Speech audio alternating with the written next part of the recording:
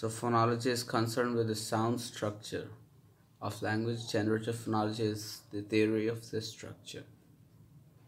Its development was primarily from Noam Chomsky and Maurice Hall, and its application to English as set forth in their monumental work, The Sound Pattern of English. We shall be looking at the properties of the phonological systems in general.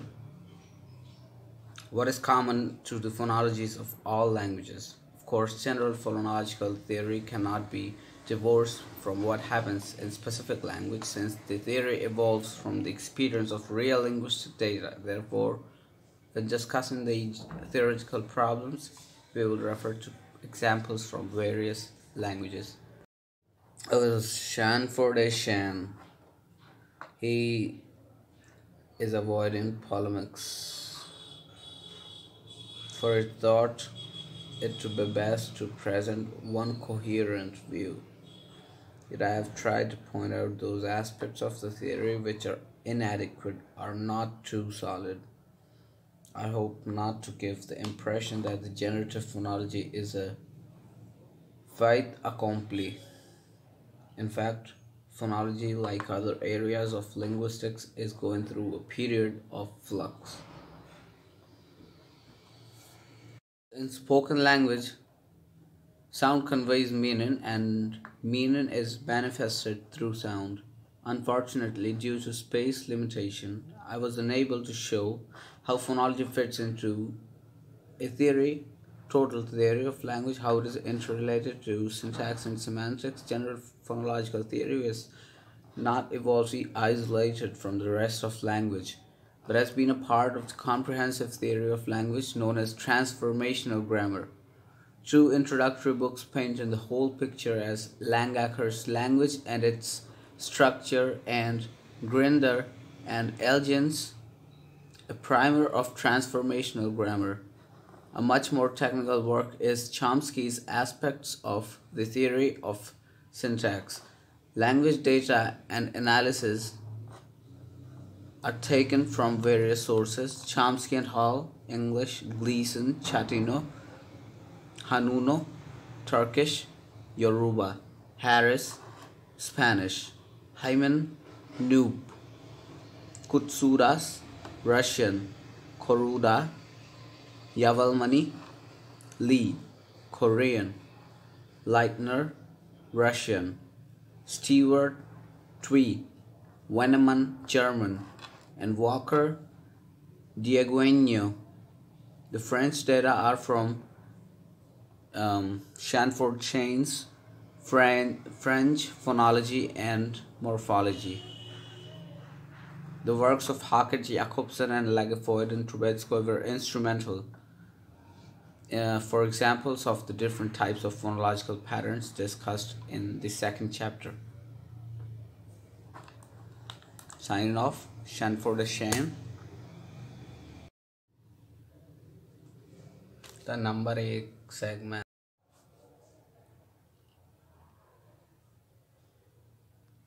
Suppose you were asked how many sounds are there in a spoken word cat. For the sake of discussion, let's hope your answer is 3. It read X-ray films of speech, as well as spectrograms, voice prints, and acoustic properties of speech, shows that speech sounds are not produced in a series of discrete segments, but rather sounds merge and blend into one another. In pronunciation of cat, during the articulation of initial consonant, the tongue is already anticipating the articulation of the following vowel. From such records, it is often impossible to determine exactly where one sound ends and the next begins. This leads to interest and paradox. Although a speech signal may be physically continuous, we seem to perceive it as a sequence of discrete entities. That utterances can be represented as a sequence of discrete units is one of the basic theoretical assumptions of phonology. Because of this assumption, we are able to talk about individual segments and sequences of segments, and to develop a notion or notation in which we employ discrete symbols for representing the utterances. In fact, it is difficult to conceive of any kind of phonological description being made without postulating the discrete units. But do we really have a right to claim that speech is segmentable if the articulatory and acoustic aspects suggest the opposite? Or is the discrete nature of speech an artifact of analysis, something invented by the linguist in order to describe language? There is evidence that speakers also conceive of utterances as composed of discrete units. Earlier we suggested that cat is composed of three sounds. You might say that speakers are influenced by the written language, in which is spelled with three letters, but the alphabetic writing can in fact be used as one argument in favor of this segmental view of speech. Alphabetic writing can be in fact be used as one argument in favor of the segmental view of speech, since with such writing systems there is a correlation between a sequence of graphic symbols and a purported sequence of speech sounds. The fit may not always be ideal, but is undeniable that there is a correlation. Fromkin has shown that slips of tongue provide another kind of evidence for the reality of segments, particularly spoonerism, such as with his wing I thee read, or Homsky and Chal, where what we are calling individual segments have been interchanged, such as Chomsky and Hall for Homsky and Chal. Rhymes such as fat cat in the hat also suggest the need for recognizing individual segments, not only by children. So how do we reconcile our view that linguists require segments to analyze language and that speakers and listeners psychologically feel that speech is segmentable, with the articulatory and acoustic facts which show that speech is continuous? Let us first consider the speaker. Assume that he intends to utter a sequence of discrete sounds and then instructs his vocal apparatus to produce this discrete sequence. However, the vocal apparatus is constructed in such a way that in executing the command, it does not produce one sound, stop, produce the next one, stop, and so on, but instead functions continually in motion, moving from one sound to the next, and even preparing for sounds in advance, a much more efficient way to operate. If you adopt this view, then the transitions from one sound to the next, the slurrings and blurrings, become automatic features of the vocal mechanism and as such can remain outside the actual intention of the speaker. About the listener, if the speech signal is continuous, why should we perceive it as discontinuous? Probably because that is the only way the mind can organize language. We know that humans perceive continuous phenomena as the discontinuous. Consider writing. The word cat is a continuum, written word, yet we perceive it as containing three discrete letters, just as printed cat does. In language, the subjective, the discrete take precedence over the physical, the objective, the continuous. The discrepancy incidentally supplies interesting fuel for the philosophical controversy of appearance versus reality.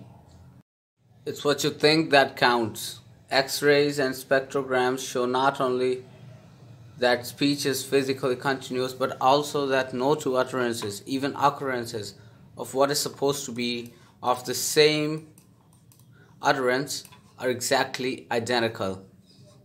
If two persons say T for two, individual anatomical differences in the shapes of their vocal tracts will cause the retrospective acoustic records of this utterance to differ. Such individual differences are responsible for the personal voice quality, which, for example, helps us to recognize a familiar voice on a dark night. But even the same individual will not articulate the same thing the same way each time. You would normally round your lips for the vowel of two, but the amount of lip rounding could vary from one time to the next. And say in T for two, you might at one time have gum in your mouth or be whispering it as a sweet nothing on another occasion. In spite of all the minute and even not so minute differences which an accurate acoustic record might show, we nonetheless perceive the various occurrences of T for two as being the same utterance. In fact, we could do no linguistics if we were able to assert that two utterances are identical. So here is another case where what we perceive does not correlate with what is physically so.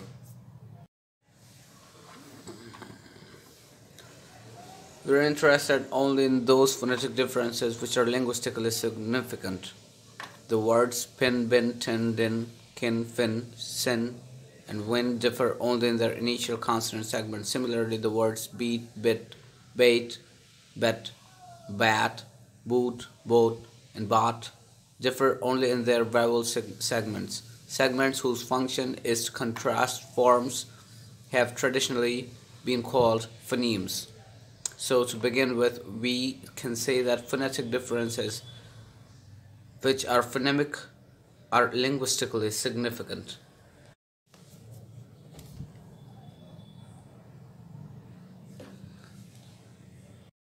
But a phoneme is not necessarily phonetically invariant. For example, pa occurs as the first segment in pin, as the second segment in spin, and as the last segment in nip. Although these are all occurrences of the same phoneme pa, consideration of the actual articulatory implementations of this phoneme, its pronunciations, reveals that it has different phonetic variants or allophones. The initial pa of pen is phonetically aspirated. It is produced with a puff of air. The pa in spin, on the other hand, has no aspiration, spin. This same phonetic difference holds for ta and ka. Compare tan with stan, stan, and kin with skin. With final pa, ta, and ka, the situation is variable. So phoneme may have several allophones, such as aspirated or unaspirated pa, and these allophonic differences are also linguistically significant. Linguistically significant phonetic differences are those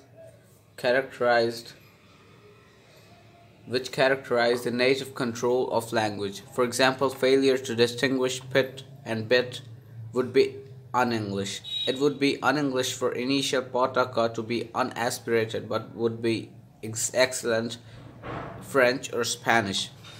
It is English for aspiration to be variable at the end of a word, since there are recognized social styles and dialects of English, but it is not peculiar to English to have the voice range of tenor or soprano, to mumble in one's beard, or to talk with a mouth full of.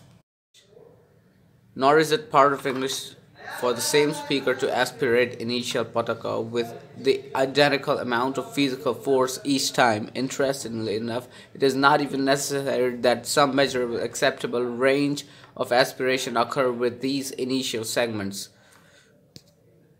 Nor is it part of English for the same speaker to aspirate initial pataka with the identical amount of physical force. Interestingly, the only thing linguistically significant is that aspiration be perceived. For example, a speaker at a lively cocktail party may have aspirated, but the aspiration was masked by the surrounding noise. What is important is whether the listener thought he heard the aspiration, whether he perceived the utterance as a perfectly normal English one. By now, it should come as no surprise that perception need not always jibe with the actual articulation or with the acoustic signal. Abstract is abstract. The distinction between phonemes and allophones allows us to recognize two levels of phonological representation: the level of pronunciation, or what has traditionally been referred to as the phonetic level, and the level of contrast or opposition, the phonemic level. It is important to realize that what we are calling as phonetic representation is not a representation of the physical phonetics. neither a record of the articulatory mechanism in mouth nor of an acoustic signal. It is representation in which speech is viewed as a sequence of discrete segments which may differ from one another only in a limited number of ways. A phonetic representation for a particular language indicates the variation which is part of the recognized allophonic norms, so the phonetic level is already a significant abstraction from the physical phonetics. It is traditional to use the square brackets for indicating the phonetic representations, thus, pit and spit would be phonetically transcribed as pit and spit, or pit or ends, spit, depending on the absence or presence of the final aspiration. In generative phonology, these representations are called systematic phonetic.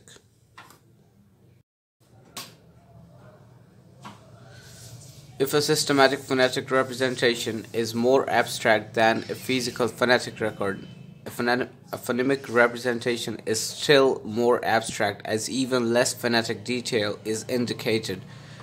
Phonemic representations are enclosed between diagonal bars, hence pit and spit are transcribed as pit and spit. It is the phonemic representation which explicitly shows, since the same symbol is used, that what may be different at the systematic phonetic level, for example, the first segment of pit and the second segment of spit, are same at this higher, more abstract level. The phonemic representations are related to the systematic phonetic by rules, such as the rules stating that pataka are realized as phonetically aspirated p, th, k in certain contexts.